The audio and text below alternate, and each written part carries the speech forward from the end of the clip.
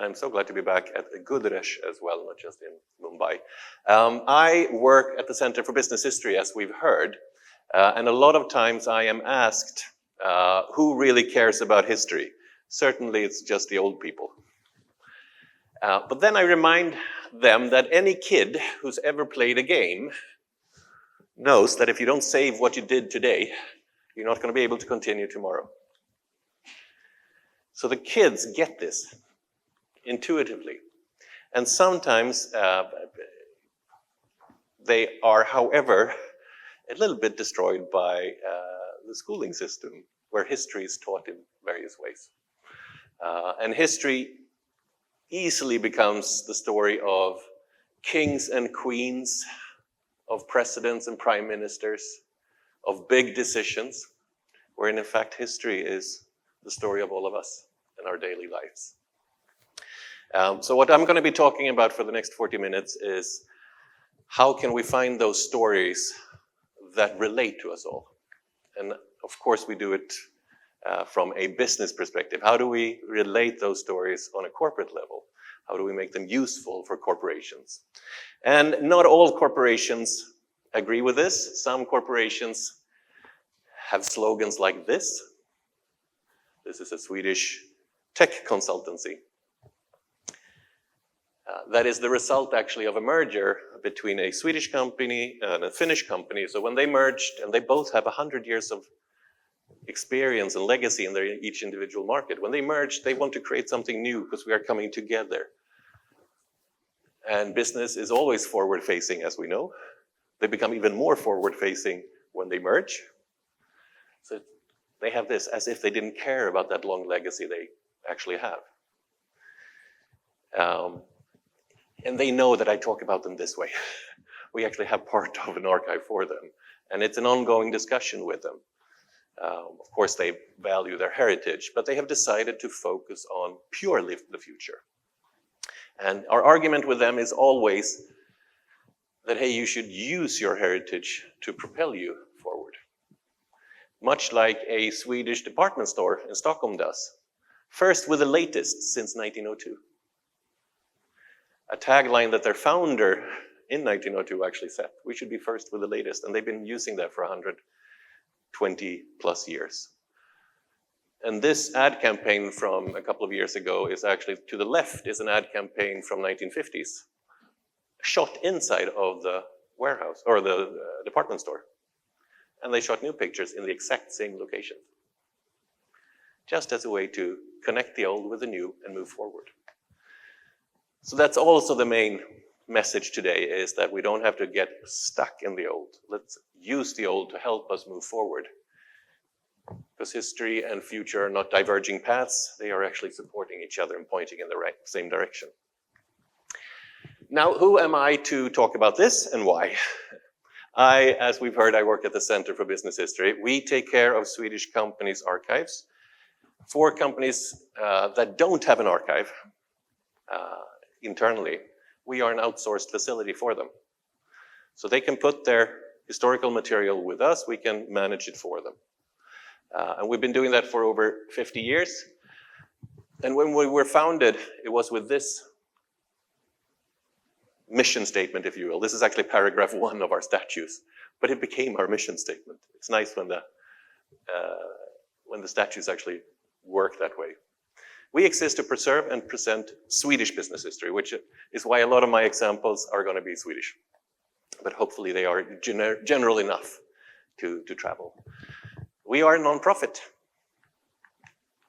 I'll be talking a lot about selling things today, but ultimately we are a non-profit. We have a company, an Inc., fully owned, where we offer all these things that I'm going to be talking about.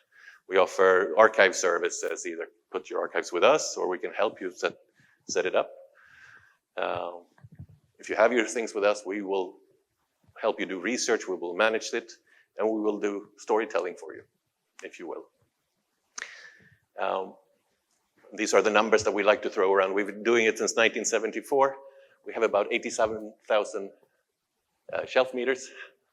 It's hard to grasp, but it's like 2 marathons of documents, of pictures, of board minute meetings, of ad campaigns, of internal communication and staff magazines from about 400 Swedish companies.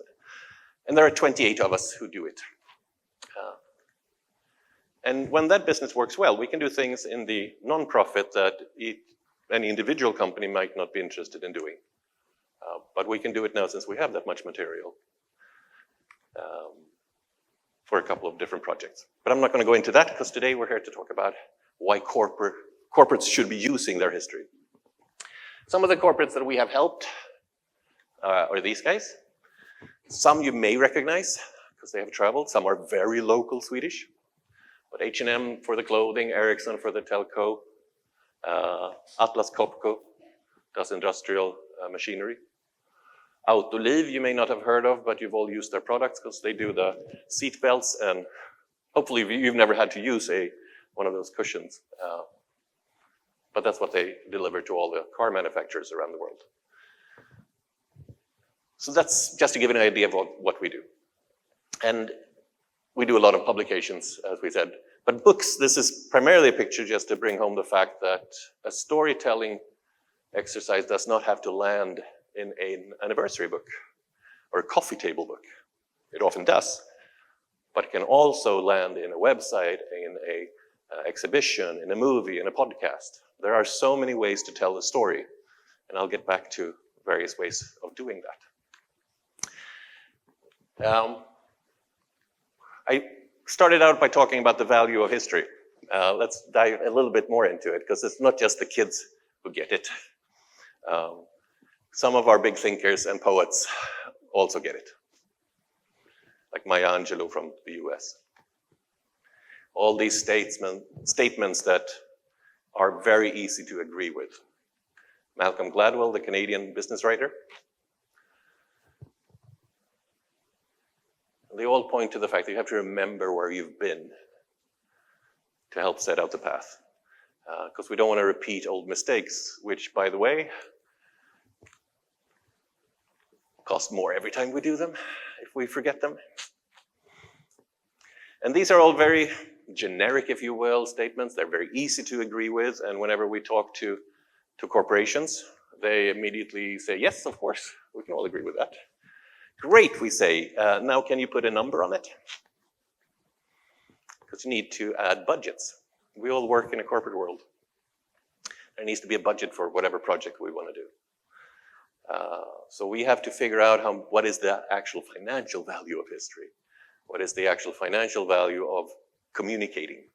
And I'll say right now, it's very hard to put an exact number to it. But I'll be giving hopefully some thoughts on how to close in on a number, or at least get corporations and management to appreciate the financial value of a company's history. I come from a communication background, as Brunda said, and we all, as communicators and marketers, we all know that there is no immediate return on investment for a marketing campaign. It's very hard to put a number. I put these many ads out, therefore I got this much more sales. It just doesn't work that. It's very hard. There's causality, but the correlation is not there. And we're talking about history marketing as a communication tool. We're going to have the same problems. That said, every company also knows that if we don't do marketing, we won't sell.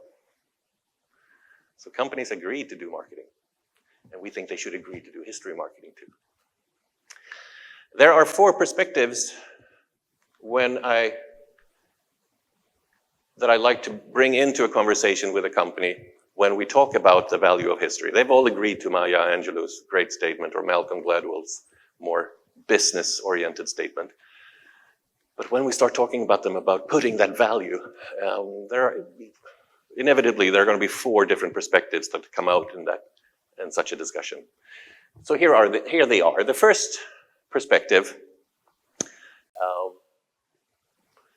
is that the companies often don't realize that what they have done is part of a larger story.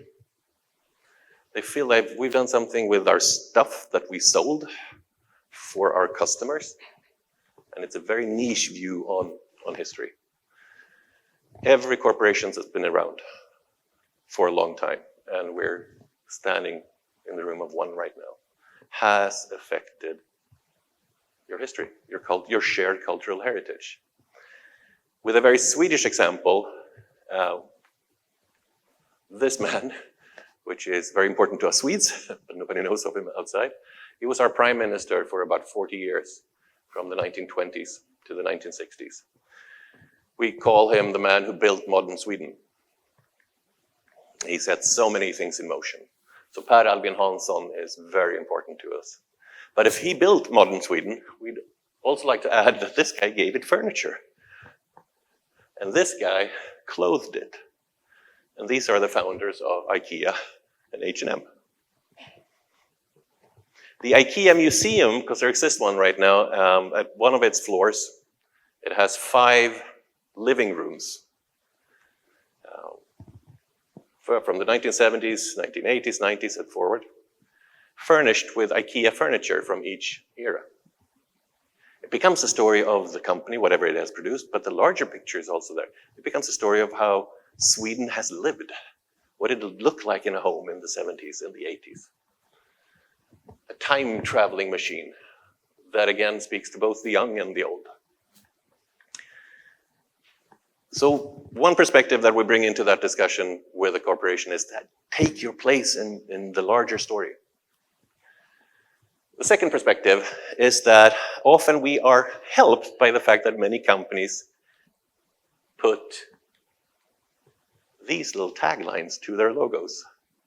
Established, founded, since. To the left is Hamleys. They've been selling toys in London since 1760. In Delhi, I found this a couple of years ago. Tetley Tea, refreshing Britain since 1837. I only landed in Ahmedabad the other day and I saw this immediately. Cooking for over 300 years. And once you see them, you can't unsee them, they're everywhere. And by the way, if you want to get really nerdy, you should join the Facebook group that Brunda and I run. Because it is an international phenomenon. Companies all over the world are putting their foundation year in the logo. And if that company does nothing else, at least that's a sign that they put a value on their history. It's important that they've been doing this for a long time. They have legacy, they have heritage, they have experience, they have reputation, and it's all been built since the day they were founded. So that's the second perspective that we like to try to bring in. The third perspective is why companies at all should care about keeping that history alive. What if we just want to focus on here, now, and forward? Well, assume that you were a newly started company that hasn't existed before, and you try to sell something. You've never talked about yourself. Now, what was it you wanted to sell me? It's like going on a date for the first time with somebody and that person just doesn't answer any question. We all know how that ends. So talk about yourself. Share your stories. Even more so now when customers or clients always Google you first. If you're in the B2B business, your salespeople are going to know that whenever they call somebody, they've probably Googled you before. And they've read up upon you. So put out your history out there. Make sure the stories of your successes from before are told. That's the third perspective. The fourth and last one is trying to convince these guys again. And I didn't want to put an actual face there because I didn't want to submit something. So I asked ChatGPT, what does a typical head of marketing in Sweden look like? Either that blue-eyed man or this lady. That's what ChatGPT. And ChatGPT is fun to use because it produces such stereotypical content often. So it tells you something about what material ChatGPT is working with is the same that we're encountering. So history fun for the academics, but again, we care about the future. We don't want to use it. We don't want to talk about successes from before. We don't want to get stuck in the good old days. We want to talk about here. So these guys, we remind them of what Gustav Mahler, the Austrian composer, said. It's not about worshiping the ashes. It's about remembering why we burn, why we are on fire for what we do. What ignited that first fire and how have we kept it going? That's why we tell history. So these 4 perspectives, different entry points to a discussion when you talk to companies or corporations or organizations for that matter. And here they are summarized. Make sure that you tell your story because it's part of the larger heritage. It builds brand in general, established since and foundation years. It shows who you are, better than any speech you can give, what you've actually done. It's a good teller of what you will do. And it keeps the fire going internally. So those 4 perspectives come out in the discussion. Again, because we believe history points in the same direction. This is what we call history marketing. We have a definition for it if we want to get a little bit technical. It's when an organization actively uses its own authentic heritage and historical context for business purposes. So it's an organization that actively does it. It's not just something that happens. They have made a decision. It is authentic. We're going to come back to that. This is not make-believe. We love storytelling, but we're not talking about fictional storytelling. We're talking about fact-based, verifiable stories.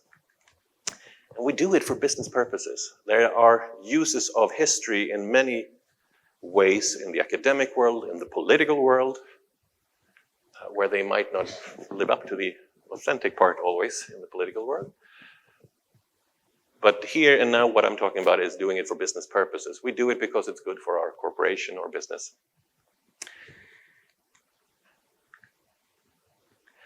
And we think there are 3 benefits, commercial benefits to this. So first we had the 4 perspectives. Now we're going to get 3 more financial or commercial benefits of doing history marketing. And IKEA actually summarized it well a couple of years ago. This is from their archive. You can't read it, so I've enlarged it. So they listed a full list of, I think it's 9 or 10 reasons why we should be working with history. And the 3 benefits I'm going to show you soon are going to be groupings of that. Easier to remember 3 than 10. But we think IKEA really got it. So the 3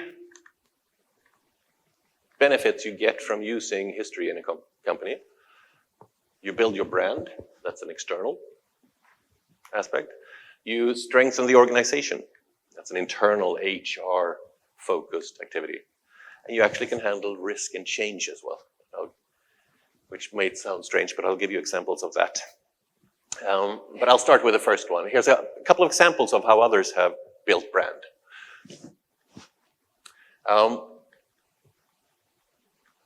Volkswagen, an ad from a couple of years ago. They put out a new van in the market, and the new van is the white and red one.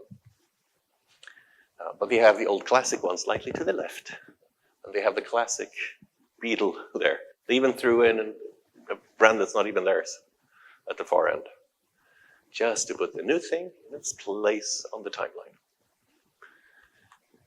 Because we've always been the original. So that's one way of doing it in an ad, or you can do it as a full commercial entity. Mercedes-Benz in Germany has this. This is their historical museum. You start at the top and you walk down and you see cars from all over the years. At the end, you get to a merch shop and you end up buying a lot of things. So they actually make this a business of its own. So they're making money. Not every company can get that far, but they manage to do it. Mercedes-Benz does it. Ford does it in the US. Yep. BMW does it as well. And World of Volvo in Sweden. But you don't have to be a huge company to use your history. Here's an example from a small 10-location car reseller in southern Sweden. They are a Volkswagen reseller, been for 70 years. 4th generation is running it right now. And they came to us and said, hey, we don't have the type of money that we think you normally charge, but what can we do for this smaller amount? So we talked to them, we reasoned with them, and what they turned out to have was a lot of not only 4th generation owners, but there were 4th generation employees who've been working there over generations. There were almost 4th generation customers, people who have, for families, bought their car from these guys. We did a call out to co-workers and to colleagues and to clients and customers, and they sent in pictures. And we did a couple of interviews. So what ended up being a 20-page pamphlet that shows just the legacy, the shared legacy they have with their co-workers and with their clients. It didn't cost too much, and we found a nice picture to put it on the cover from before, but it actually speaks to today, because what they do now is that they put a copy of this one in every car they sell. So when you drive out with your new car, that copy is on the passenger seat, reminding you of where you built it, and when it's time to buy the next car, come back. So a shared legacy doesn't have to cost an arm and a leg to put into operation. Here's an interesting story that I will have to go over here and actually make sure it runs as it should. Und jetzt eine kurze Zeitreise in Sachen Fantasie. Vor 75 Jahren waren die Rohstoffe für die beliebte Coke in Deutschland knapp. Die Mitarbeiter von Coca-Cola, ziemlich schlaue Köpfe, mussten sich etwas einfallen lassen und hatten eine zündende Idee. Aus den wenigen vorhandenen Zutaten wie Molke und Apfelfasern entwickelten sie einfach ein neues Getränk. Tata, die Geburtsstunde der Fanta. Fanta wegen des fantastischen Geschmacks und der fantasievollen Idee. Diese deutsche Ikone wird 75 Jahre alt. Und um das zu feiern, bringen wir das Gefühl der guten alten Zeit zurück mit der neuen Fanta Classic. Eine ganz neue Fanta, inspiriert von der Originalrezeptur. Die schmeckt einzigartig lecker und weniger süß. Und erhältlich ist sie in der unverkennbaren Ringflasche. Ja, die von damals. Die neue Fanta Classic. Gut wie früher, nur heute. So that looks like a great use of history. Let's just make sure that I can continue.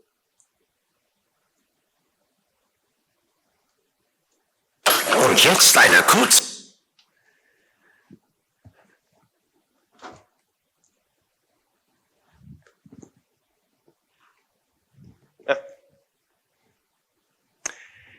At first sight, a great use of history, I think.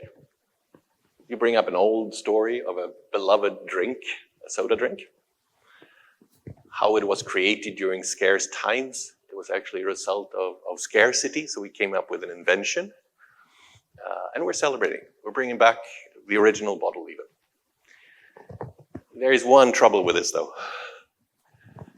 They talked about it as the good old times. They celebrated 75 in 2015. So 1940 is when they were creating this. Nazi Germany at the height of its power. Hitler preaching to everyone. So in fact, they're saying the good old times were Hitler days. In the middle of World War II. So somebody wanted to use history and did it, but didn't check the full history. So here's another input. It's know your history before you start talking about it. Somebody did not check with the archives or the historians. Had a great idea and ran with it. This ad was ridiculed all over the world. I think even the American talk show host, Jimmy Kimmel, and the other ones, they made fun of it in their stand-ups. So know your history and then use it. Somebody who knew their history and used it well when they turned 140 was Ericsson. So there's going to be a movie here too, but a bit of background for that. So Ericsson wanted to build brand using the 140-year anniversary. It was 140 years ago that Lars Magnus Ericsson started in a small workshop on a back alley in Stockholm, fixing phones. He was a fixer. not even a trained engineer, but good with mechanics. A couple of phones came in, because they were the new big thing. Everybody wanted phones. A couple of American phones came in, marked Bell. He looked at those phones and he said, I can probably do a better one. So he started making phones and switchboards. And Ericsson grew out of that. He didn't build it alone. He built it with this woman, Hilda. So that's Lars Magnus and Hilda. A couple of years into building the business. And she ran the company with him as it grew. The backstory, even more important to know in this case, is that women in Sweden were not emancipated until 1921. They didn't have the vote, they didn't have the legal right to sign documents. In the eyes of the law, they were treated as children. So they don't leave the types of documents that normally end up in a business archive. We have no employment contract. We have no deal signatures. They never appear in minute meetings. Where she did appear, though, was in the letters between the husband and wife. Because they wrote tons of letters to each other, especially since he was traveling the world and she was running the kitchen and running the company and the family out of the kitchen at home. In a while, the company's going to get too big, so they can't do that. But for a long time, they run the company together. He traveling the world, selling switchboards in the US, in China, in Southeast Asia, while she runs the business and production back in Sweden.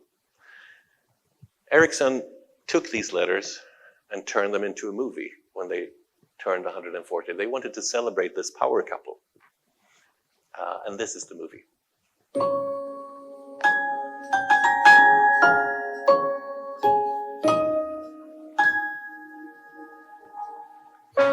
My beloved Hilda arrived here in London yesterday from Paris.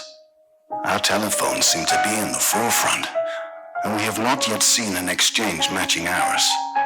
Many kisses and greetings from your husband to you and our little ones. Dear Lars Magnus, I was so happy to receive your letter. Our sales partner visited today, asking for double blueprints of each drawing. Many letter kisses from your devoted Hilda.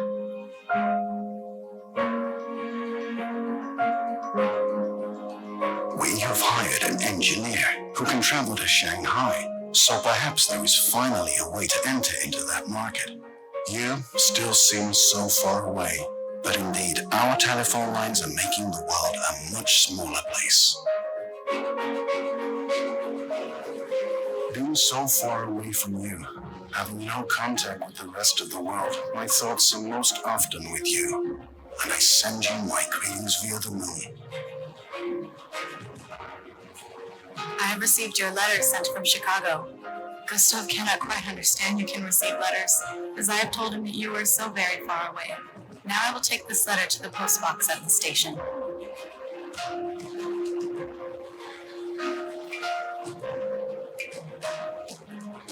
Dear Hilda, I miss you and the children endlessly. But I remind myself often of the good our work will bring to so many. Words cannot express how much I miss you. I only wish we could see each other again soon.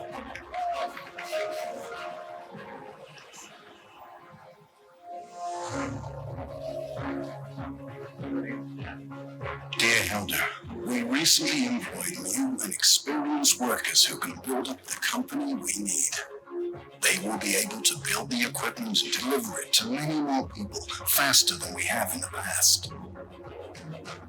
Dear Lars Magnus, I do hope it will be possible for us to achieve more and find the strength to meet the challenges in the future.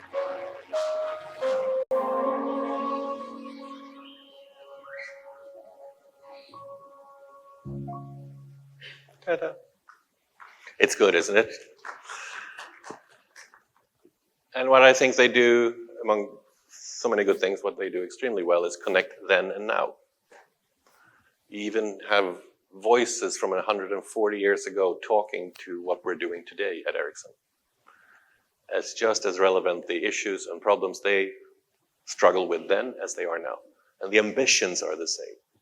Talk about staying true to your DNA or whatever you want to call it. So that to me is a great use of history for brand building. They showed this to all their partners. Now history can also be used for internal purposes, the second benefit. And that video that we just saw was also used extensively internally because it builds pride. As you're working with what you want to do today, it helps you to know that you are not alone and you're not the first. There have been others doing it before you. And the second reason then, the benefit, of course, is the inward one, the strengthening of the organization. So a couple of examples on that. We go back to IKEA. Ingvar Kamprad, as I said, founded IKEA. He wrote this, The Testament of a Furniture Dealer, with 10 points that he wanted to bring to the world after he was gone. He wrote this when he was 55. And he didn't die until he was 90. So he was a little premature, and he liked the grandiose thing of a testament. But he wrote it so that over time, slowly, others would take over, even as he was living. So this is a document they keep alive internally. It's part of their onboarding. Everybody who starts at IKEA gets this short pamphlet of 10 pages. And they have discussion groups around it. What he said then, how do we interact with it today? How does that affect us? How should we interpret it then? Now, what he did then. It's almost as if they were asking, what would Ingvar think of today's problems? And this gives you a clue into what he would have thought. So keeping that heritage alive. Interestingly enough, Nationwide Building Society does the same thing. NBS is a building society, a loan institution for people who want to buy their first home in the UK. And they've been around for 150 plus years. What they've done is they've actually gone through their whole heritage, their whole history, looked at everything they've done, and they've distilled 7 principles that they should follow. I think it's a great use of history. Looking back at what you did, and we have vision and mission statements, but let's look at what we actually did and distill it from there. And see if it matches what we want to be. In their case, it did. But what they do now is that check these 7 things. For every new project that they do, every new initiative, they compare it with these 7 principles. If it doesn't live up to those 7 principles, then it was just a good idea, but we shouldn't do it. If it meets it, then management is on board, then budgets are allotted. So checking back with your history, what we're planning now, can we stand for that based on who we are? It's almost as if they said, what would Mr. Cooper do? Mr. Cooper was the founder of Nationwide Building Society. Similarly, another speech is the then CEO of Coca-Cola. So in 1936, Coca-Cola turns 50. And it's hard to read from there, so I'll enlarge the top part. He's a pretty grim guy. He's standing there in front of all the employees of Coca-Cola in Atlanta, and he's talking about this. We try to make ourselves proud to think that our company has existed for 50 years. But I have the feeling, I cannot have that feeling about it. My feeling is one of great dissatisfaction about us, you and me, for not having done more than we have in the past 50 years. And at the top of there, he scribbled, "The world belongs to the discontented," which I believe is a quote from the Bible. He was a very religious man. The world belongs to the discontented, those who are not just saying it's good, it's done, I can lean back. I'm a little discontent. I'm okay, maybe a little happy with what we did yesterday, but let's move on. Again, that forward drive that's in every company. I'm not sure he would have started an archive, but the people who saw the value in what he said let's keep this story alive internally. So Coca-Cola today brings up this letter whenever they feel they have to internally. Guys, let's be happy with last year's results, but now we're moving on. Let's see what we can learn from last year and the years before, but we shouldn't be content with it. We should move on. And his words from now soon 100 years ago, still resonates with them. And here's a longer story, last example on internal use of history. Atlas Copco, this global company headquartered in Sweden, provides machines and solutions for industry. They turned 152 years ago. And they said, let's not do a book, because we've done so many books over the years. Let's put everything online, especially since we are in so many different countries. We should have a place where it is in English, at least, and then we should localize it to every market we can. It's easier to do with a website. But let's make sure that we still talk about the important aspects of what we've done. So they asked us to write a bunch of stories. So we wrote a bunch of stories, and writing a bunch of stories is actually easy. The tricky part is making sure that they are coherent and that they say something more about the company than just being a fun story. And what they wanted to show is that we have helped our clients excel, because they only work with other companies. We have helped our clients excel with technology solutions. One of the stories that appeared here was fairly recent, during the pandemic. The first cases that came out in Europe came in Italy. Italy went into lockdown almost immediately. It didn't help much in the end, because it spread, but they went into lockdown. Everybody was sent home from work, except for a couple of companies that were deemed important to society. Atlas Copco was one. So their local branch in Italy was open because they provided vacuum solutions for medical equipment, keeping the air clean in hospitals. Super important during pandemic. That story is a story of pride internally. We are important to society. And when we started looking at it, we had more stories like that from before.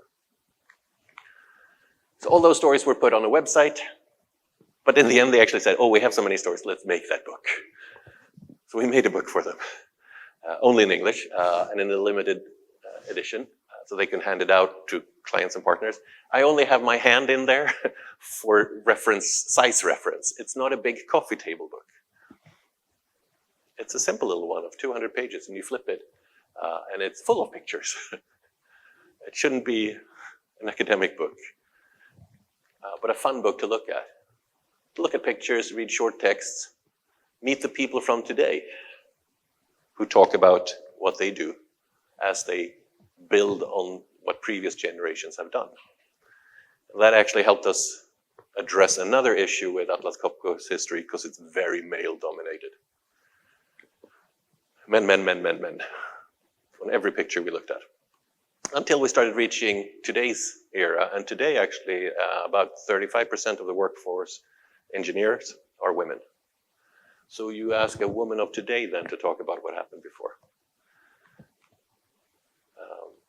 So you get the women in there too, even if they haven't been prominent in history for various structural reasons, they are now, so let's not exclude them for that. So tricks like that to make sure that everybody is seen in a history. So that was the strengthening the organization. Finally, last, managing risk and change. I'll do the change first. How do you handle change in a company using history? And I'll use an example of a Swedish retailer, Clas Ohlson. They sell gadgets, hammers, and everything you need for the home, both for the kitchen and for fixing things and for outdoors, whenever you need something for whatever you need to do. And Clas Ohlson used to be a mail order company in the middle of Sweden, in a small part that really has nothing else but a railway station and the headquarters of this company. But it was Sweden's second largest railway station, because it was a mail order company that everybody ordered from, and they had everything. And this man in 1943 is taking today's orders to the local railway station for distribution out into Sweden. Beautiful story from then, but it's long since they were a mail order company. Today they work with stores. And when they were talking to us preparing for their 100-year anniversary, they asked, really, what is the connection between those guys? We can talk about him, he's beautiful, but he has nothing to do with what we do today. And actually, we're not even sure she has much to do with what we are today, because the next step is going e-tailing, selling online only, with smaller stores. Maybe that is a full circle in a way back to mail order, or maybe it's not. We don't know. How should we connect the dots in this rich history? And we looked at their vision and mission statements. We looked at a bunch of documents, other sort of baseline documents that they had. We had workshops with them. And then we all, I think simultaneously almost said, but that's it. This is not the story of how we've sold. This is the story of why we have sold things. How we sell them are just a side effect. So the history of Clas Ohlson is not the history of the mail order or the stores, but it's really the history of helping people solve everyday lives, everyday problems in their lives. How we get those things out there is secondary. And that all of a sudden put things into perspective. Then we could talk about the guy with the horse carriage, because he was making sure things were getting out to help people solve their everyday lives then. How do we do it today? Well, through stores. How will we do it tomorrow? Well, we're probably going to close a lot of stores, which is going to be painful for the people who lose their jobs. We'll try to find other jobs for them, but we won't be able to for everyone. But this is explanation of why we do it. So almost what would Clas Ohlson himself have done if he had started this today? Well, he probably wouldn't have run a large retail chain. He would do this, because his objective was this. So finding that larger reason of why you exist helps often in times of change. Don't define yourself by how you've solved things. Probably define yourself by why you have solved things. In their case, it ended up with a book showing gadgets from 100 years, gadgets from how you listen to music 100 years ago and today. That's a lot of Sony Walkmans in there and transmitter radios and fun things to look at with your kids. This is what I use. What are you using? Or things to use in the kitchen, or things to use in the garden, or toys. What did toys look like then? What are they look like now? So they were the ones who could actually tell that story of how people have solved, what gadgets have solved people's everyday lives in the kitchen, etc. Once you've done a book like that, make sure to reuse that content. So we put up a website for them. There was a podcast, etc., etc. So again, history can actually help you in times of change when it looks like your old history has nothing to do with what you are doing today. Last example, more on handling risk. Here's a family tree for a company. Trygg Hansa, with that red and white boy as their logo, is an insurance company in the Nordic countries. It's the result of a lot of mergers, like so often. So we did this for them a couple of years ago. We thought it was just a fun exercise. They wanted it for an event. It turns out, though, it had legal use because they were sued by another company a couple of years later who said, no, the boy is our emblem. We've been using it longer than you have. Pay up. And we could actually, just by showing this, because if you look a little further, you're going to see the boy appearing in a couple of places, and we even found it further down on letterheads from the late 1800s, showing in one of these incoming companies that they had been using it. Case closed. The chief legal officer at the company was very happy. We could send a large bill to them, which in their world was much, much smaller than any litigation. So everybody was happy. But keeping track of your past has also legal benefits to it. IP issues, copyright issues, all those. So those were the three reasons.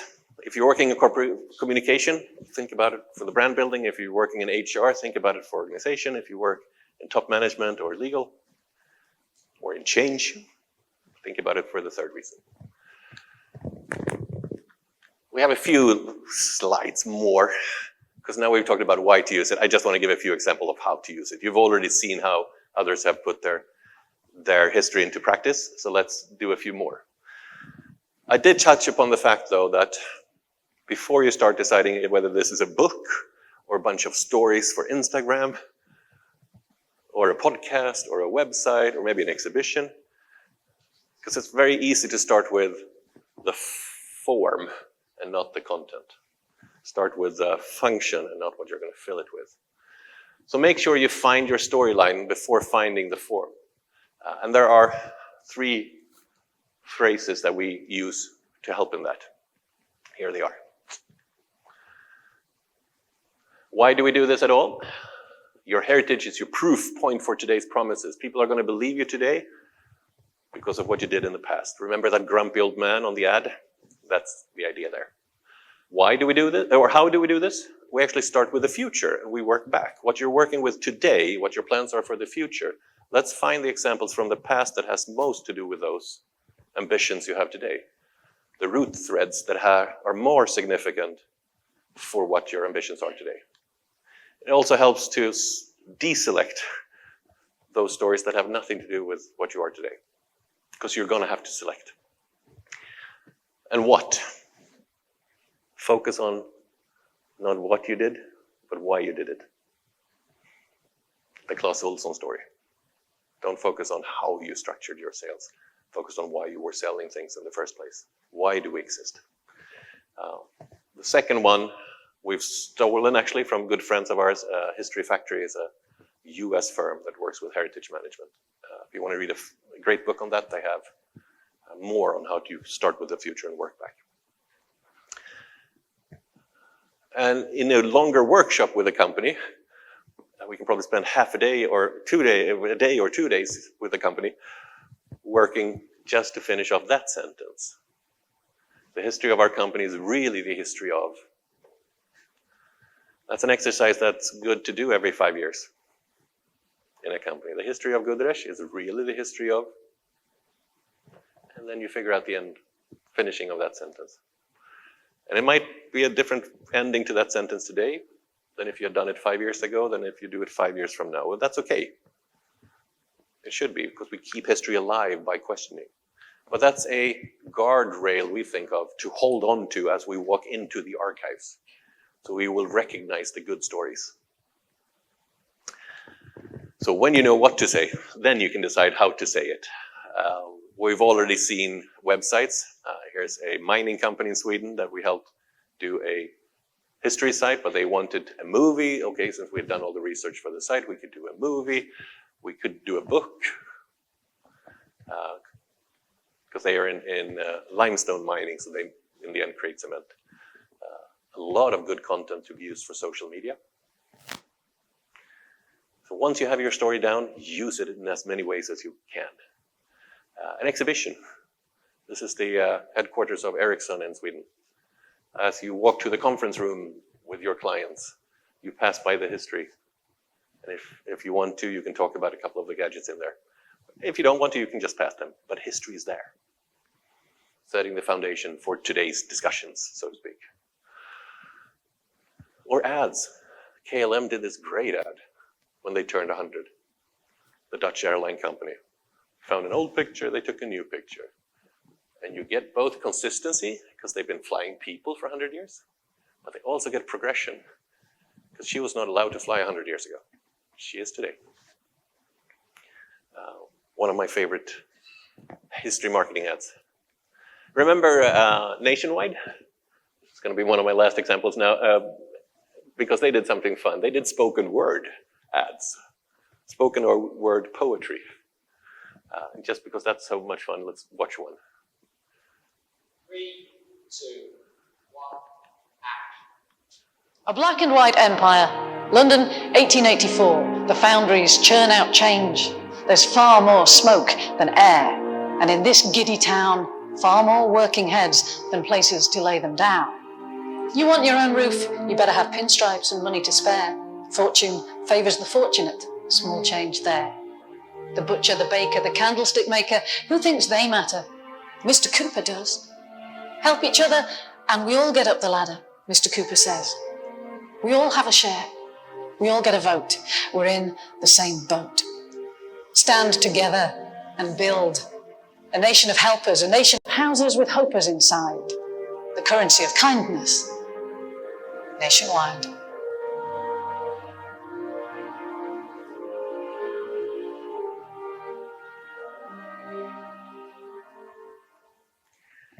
truth is found in poetry and literature in the end. So I love the fact that they wanted to use poetry to celebrate.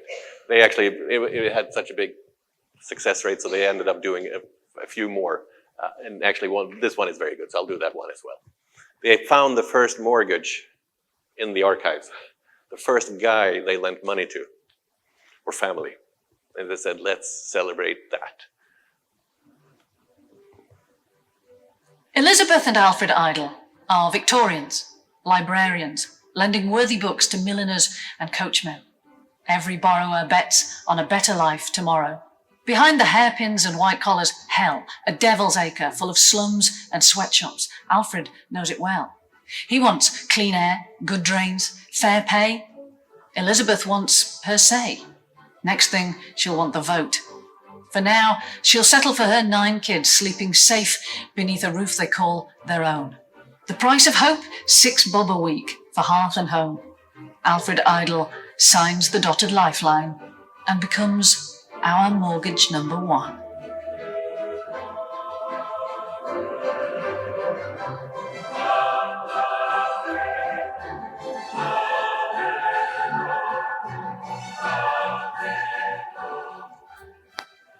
Say what you will about the British, but they're good with words.